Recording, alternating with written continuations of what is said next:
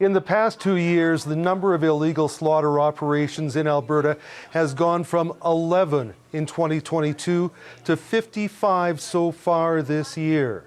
And according to meat inspection documents obtained by CBC News through Freedom of Information, some of those illegal slaughterhouses are using extremely unsanitary conditions, butchering sick and diseased animals with no effort being made towards food safety.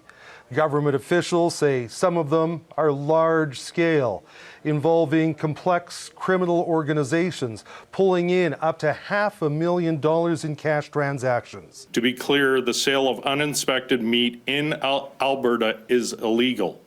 Any meat or meat product that is sold or distributed in the province must come from an inspected slaughter facility, abattoir, or processing facility. So the maximum fines move from $10,000 to $100,000. Fines are usually in about the $2,000 to $5,000 range. In the spring, 7 halal butchers and grocers were closed for selling uninspected meat, and many of the inspection reports we've seen reference halal slaughter and Muslim traditions. During COVID, the government loosened its own rules to allow what's called on-farm slaughter.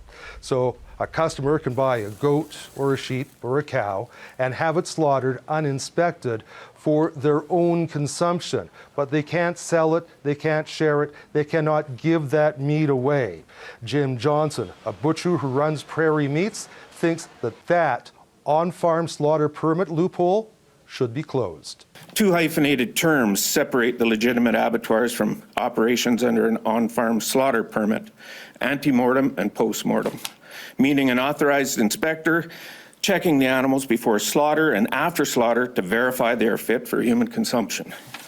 The lack of these two steps has now potentially set back the industry by about 40 years. So far, the government hasn't made any indication that it is planning to close that loophole, but it is sending a strong signal that the underground meat market as it is in Alberta is not acceptable. Terry Reith, CBC News, Edmonton.